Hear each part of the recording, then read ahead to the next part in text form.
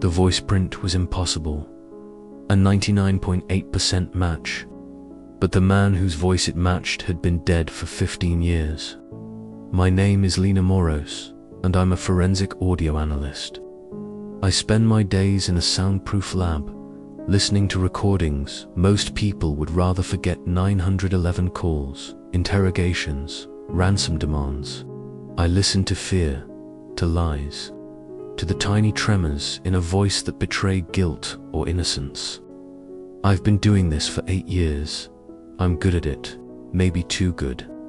Because 3 years ago, my analysis helped convict a man who might have been innocent. The doubt keeps me awake at night. The possibility that I heard what I wanted to hear instead of what was really there. So now I'm careful, obsessive, some would say. I check everything twice, 3 times. I don't trust my first impression anymore. But on December 9th, I analyzed a voice that shouldn't exist, and no amount of double-checking could explain it away. It started with a murder. That's how most of my cases start. This one was particularly brutal. Home invasion in the suburbs, a family of 3. Only one survivor, a 17-year-old son who'd hidden in a closet and called 911. The police had a suspect within 48 hours. Arrested him based on DNA evidence at the scene and a partial fingerprint. Open and shut case, they said.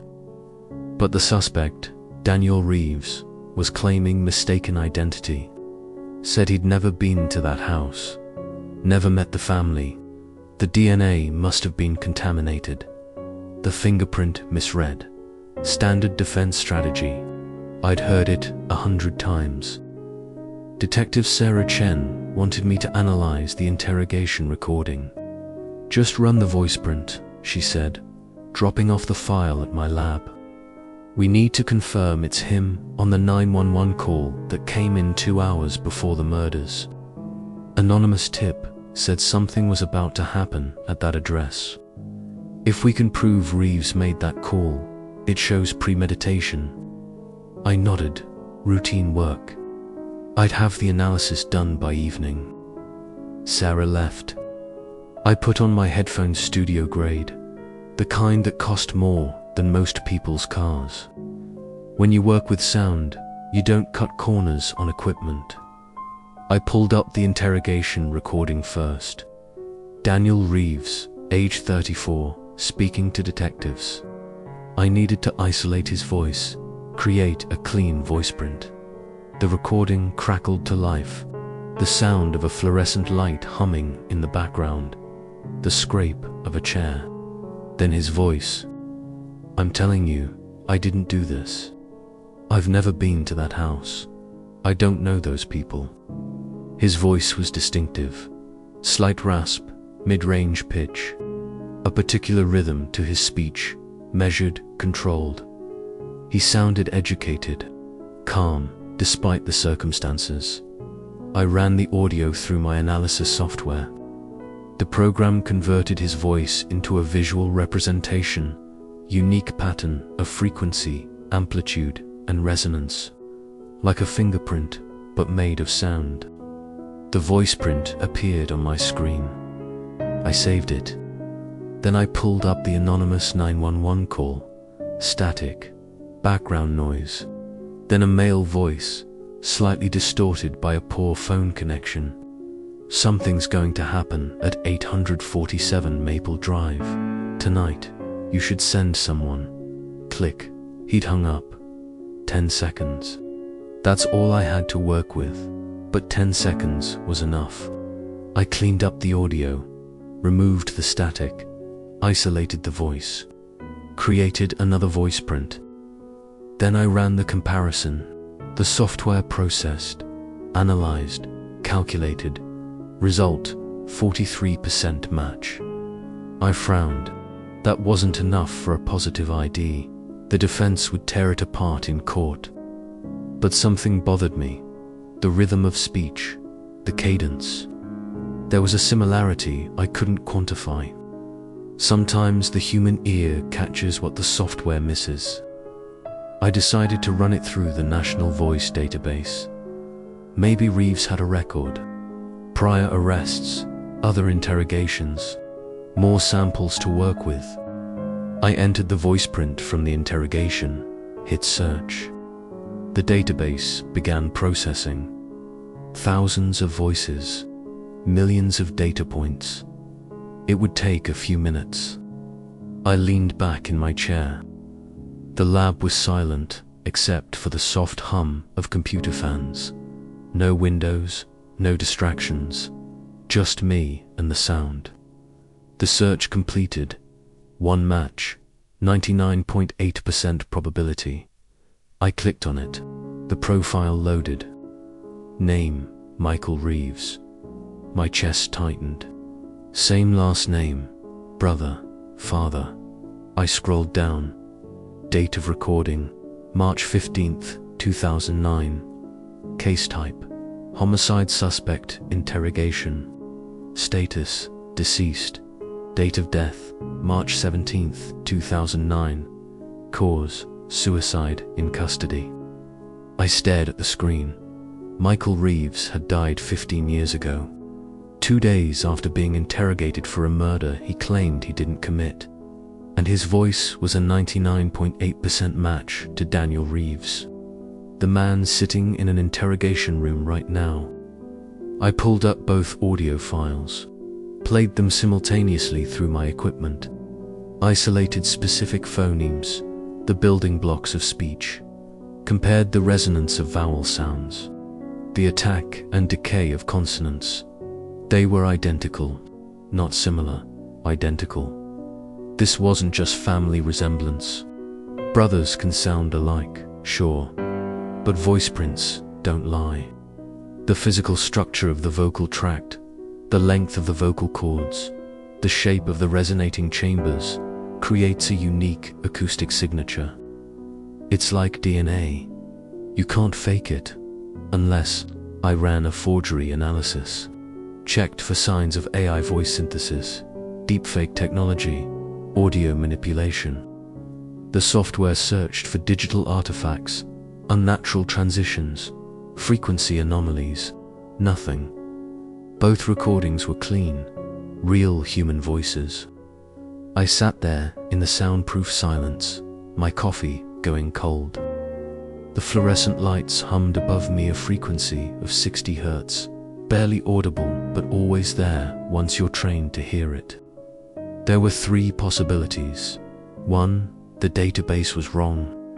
A mislabeled file, a corrupted entry. 2, Daniel Reeves had somehow stolen his brother's voice, used some technology I didn't know about to mimic it perfectly. 3, something impossible was happening. I picked up my phone, called Detective Chen. Sarah, I need you to pull a file for me. Michael Reeves died in custody, 2009. He was a suspect in a homicide case. Why? Because his voice is a 99.8% match to your current suspect. Silence on the line. Then, that's not possible, I know, but I'm looking at the analysis right now. Brothers can sound similar, not this similar, not a 99.8% match. This is beyond family resemblance. This is ... the same voice, more silence. I could hear her breathing, processing. I'll pull the file. Give me an hour. While I waited, I did something I'd never done before. I went into the archive. The physical archive. In the basement of the precinct, where old cases went to gather dust. I found the box labeled Reeves, Michael case number 20090847. Inside, crime scene photos, witness statements, forensic reports, and at the bottom, a CD in a cracked jewel case. Label written in faded marker. Interrogation, M. Reeves, March 15th, 09. I took it back to my lab, ripped it to my system, pulled up the full interrogation. Michael Reeves sat across from 2 detectives. Thin, pale, dark circles under his eyes. He looked exhausted, defeated. "I didn't kill her," he was saying. "I loved her. Why would I hurt her?" The detective leaned forward. "Because she was leaving you. Because you couldn't handle rejection." "No, that's not I would never." His voice, that rasp, that rhythm, that particular way he emphasized certain syllables. Daniel Reeves, exactly. I fast-forwarded through the 2-hour interrogation. Michael never broke, never confessed, maintained his innocence the entire time. 2 days later, he was found hanging in his cell. I read the case summary. The victim, his girlfriend, Rebecca Shaw.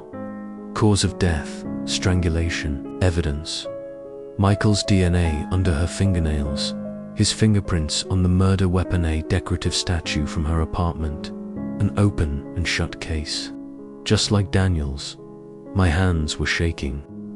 I pulled up Daniel's interrogation again, watched his body language, the way he held himself, the gestures. Similar, not identical, but similar. I picked up the phone, called Sarah. "Tell me about Michael Reeves' case." The details. I heard paper rustling. Home invasion. Girlfriend found dead in her apartment. Strangulation. DNA evidence. Fingerprints. He claimed he was being framed. Died before trial. And Daniel's case. Home invasion. Family found dead. Blunt force trauma and strangulation. DNA evidence. Fingerprints. He claims he's being framed. The pattern was obvious. Too obvious. Sarah, did Michael Reeves have any family? Let me check. More rustling. One son, Daniel Reeves, born 1990, would have been 19 when his father died. My blood went cold. Daniel wasn't Michael's brother. He was his son. I should have stopped there.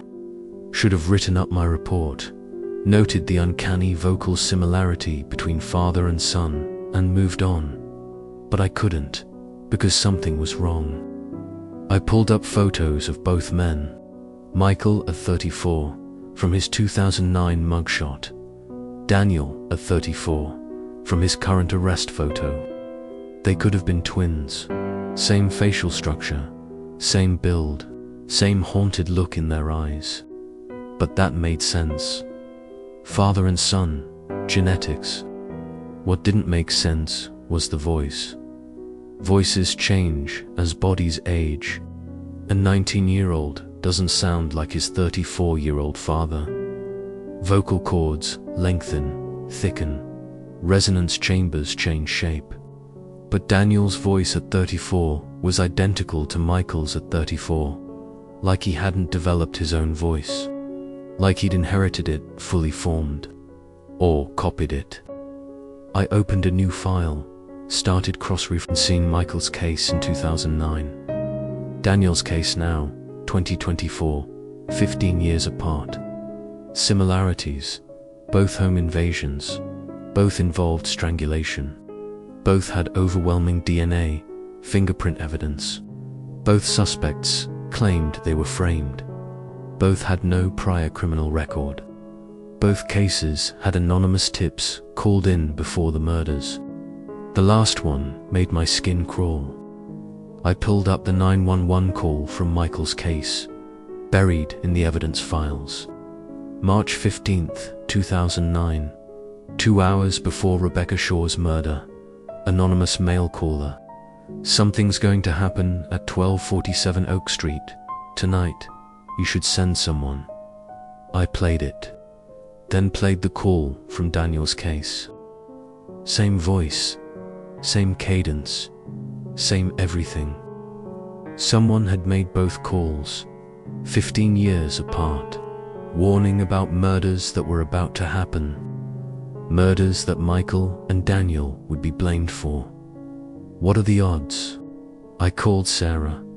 I need to talk to Daniel Reeves, in person. "Lena, you're an audio analyst. You don't interview suspects. Make an exception, please." There's something happening here, something bigger than we understand. She was quiet for a moment. I'll set it up. But I'm sitting in. The interview room smelled like stale coffee and fear. I'd never been in one before. I lived in my lab, surrounded by waveforms and spectrograms. This was different, raw, human. Daniel Reeves sat across from me, handcuffed. He looked exactly like his father, exactly like the photos from 15 years ago. Mr. Reeves, my name is Lena Moroz. I'm a forensic audio analyst. He looked at me. His eyes were empty, like he'd given up. I've heard your interrogation recording, I continued. Your voice is a 99.8% match to your father's. Michael Reeves. Something flickered in his expression. Surprise, fear. What do you know about your father's case? I asked. He was innocent. His voice, that rasp. He didn't kill Rebecca. But no one believed him. The evidence was too strong. So he killed himself rather than go to prison for something he didn't do. Do you remember that time? You were 19. I remember everything. He leaned forward. I remember the police coming to our apartment. I remember them saying Dad had murdered his girlfriend. I remember visiting him in jail and him begging me to believe him. I remember his voice broke. I remember finding out he was dead. And now you're in the same situation. Exactly the same. Right down to the anonymous 911 call. Right down to the DNA evidence that shouldn't exist. Right down to everyone telling me I'm lying. I pulled out my tablet, showed him the waveform comparisons. Your voice and your father's voice are identical. That's extremely rare, even for family members. He stared at the screen. I know. People tell me all the time I sound just like him. When I was a kid, people would call our house and couldn't tell us apart. But voices change. You should sound different now. I don't know what to tell you. I've always sounded like this. I studied his face, looking for deception, for the telltale signs: eye movement, micro-expressions, changes in vocal stress. Nothing. He was telling the truth. Or he believed he was telling the truth. What if I told you, I said slowly, that the anonymous 911 call from 15 years ago, the one that came in before your father's alleged crime, has the same voice print as the call from 2 days ago? His face went pale. That's impossible, I know. But it's true. Sarah spoke up from the corner. What are you suggesting, Lena? I didn't know. That was the problem. I had data. I had analysis. But I didn't have an explanation that made sense. Someone is framing both of you, I said. 15 years apart. Using the same methods. Making sure the evidence is airtight. Making sure you both look guilty. But why? Daniel's voice was shaking now. Why would anyone do that? I don't know. But I'm going to find out. I went back to my lab, pulled up everything I could find on both cases. Every recording, every piece of audio evidence. And then I found something I'd missed. In Michael's interrogation, about 40 minutes in, there's a moment where the detective steps out of the room. Michael is alone for 90 seconds. The recording continues. In that 90 seconds, there's background noise, the ventilation system, the hum of electronics, and something else. Something so quiet I'd missed it on first listen. I isolated the frequency range, boosted the amplitude, removed everything else. There it was, a voice, barely audible, whispering. I couldn't make out the words. But I could analyze the Voiceprint. I ran it through my system. 99.4% match to Michael Reeves. But Michael hadn't spoken during those 90 seconds. I'd watched the video. His mouth never moved. He sat completely still, head down, looking defeated. I pulled up Daniel's interrogation, found a similar moment. Detective out of the room. Daniel alone. I isolated the same frequency range, boosted the audio, the same whisper, the same voice. 99.6% match to Daniel Reeves. But again, on video, his mouth never moved. Someone was in those rooms with them. Someone invisible, whispering in their own voices. I didn't sleep that night. I sat in my lab, surrounded by waveforms and spectrograms, trying to make sense of what I was hearing. At 3 a.m., I got an email from an unknown address. Subject: "You're close." No message body, just an audio file attached. I hesitated. Could be a virus, could be spam. But curiosity won. It always does. I downloaded the file, played it through my system. A voice, male, familiar.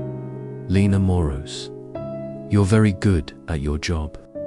Too good. You're asking questions that shouldn't be asked. Looking for patterns that shouldn't be visible. This is your only warning. Stop, or your voice will be the next one I use." The recording ended. I analyzed it immediately. Created a Voiceprint.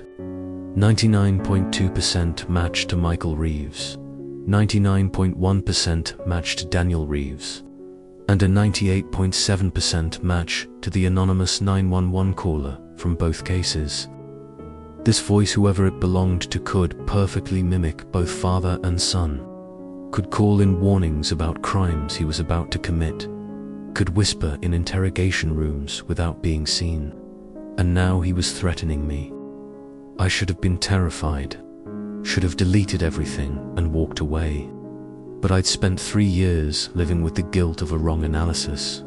3 years wondering if I'd sent an innocent man to prison. I wasn't going to make that mistake again. I dug deeper, went beyond the audio, started looking at the actual crimes. Michael's case, Rebecca Shaw, strangled in her apartment. No signs of forced entry, no witnesses. DNA evidence everywhere. Daniel's case, the Morrison family, killed in their home. No forced entry, no witnesses.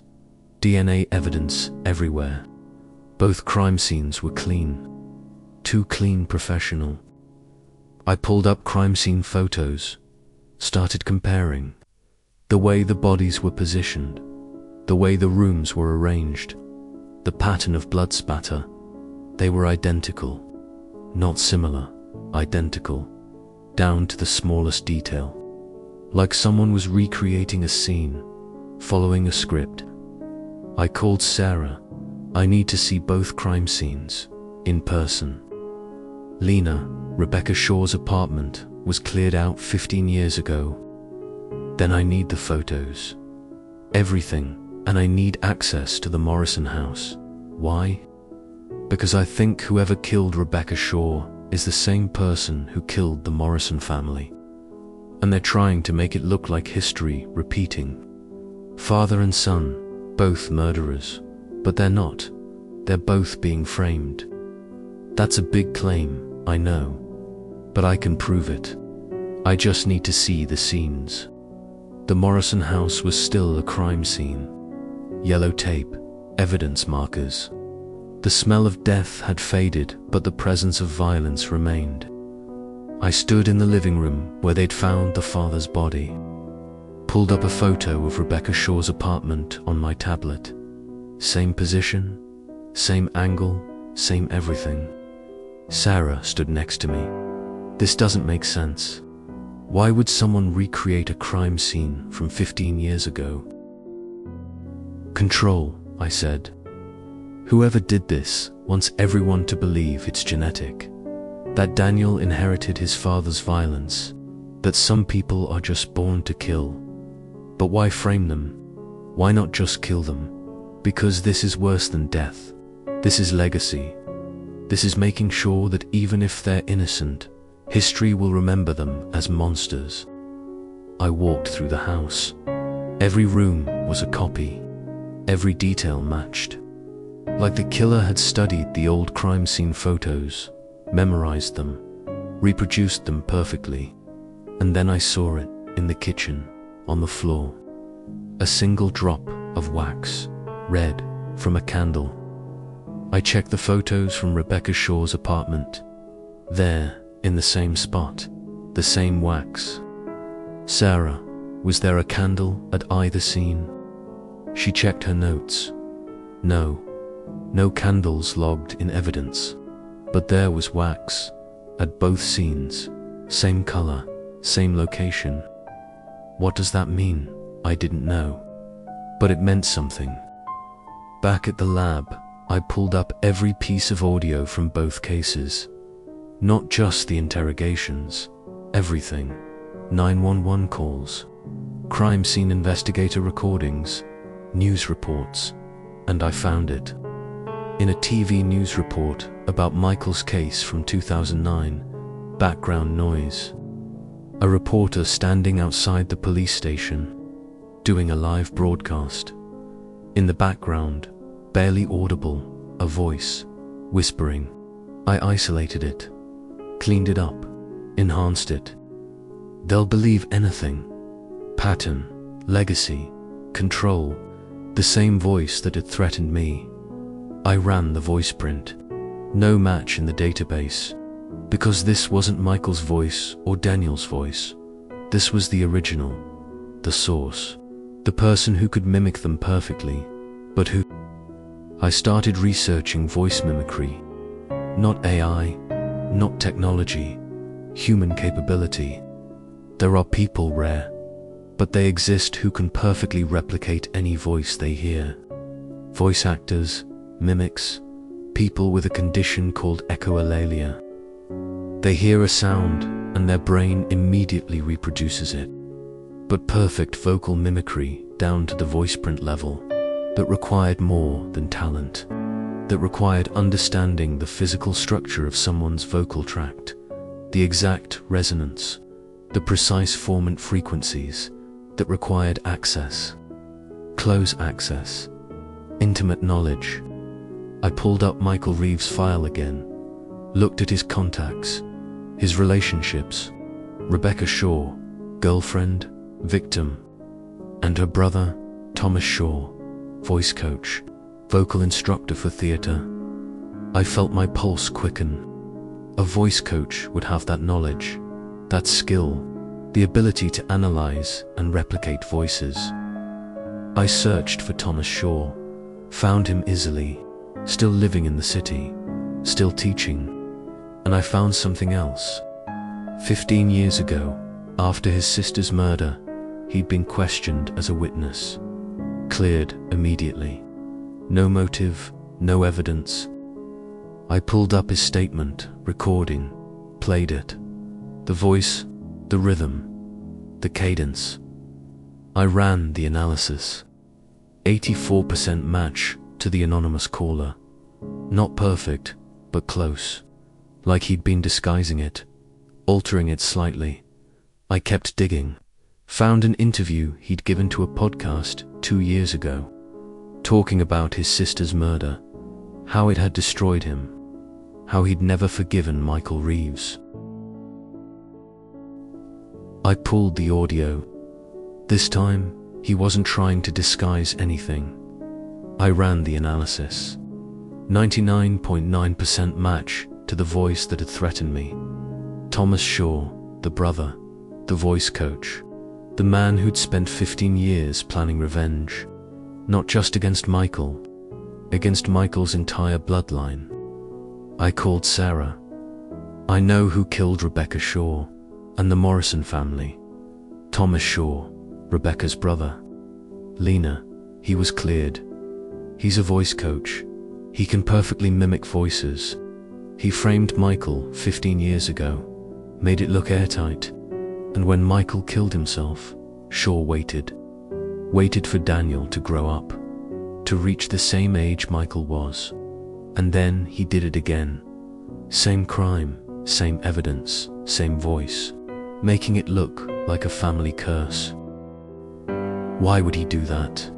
Because he blamed Michael for Rebecca's death, and this was his revenge. Not just killing Michael, destroying his entire legacy, making sure his son would suffer the same fate.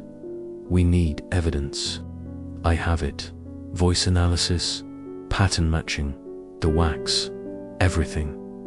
Where is Shaw now? I checked his schedule, found it online, teaching a class. Downtown theater. He's there now. I'm sending units. Stay at the lab. Don't. I'm already on my way. I shouldn't have gone, should have let the police handle it. But I'd spent 3 years living with one mistake. I wasn't going to let Thomas Shaw create another one. The theater was old. Red velvet seats, a stage lit by a single spotlight. Thomas Shaw stood in the center, teaching a dozen students about vocal resonance. I walked down the aisle.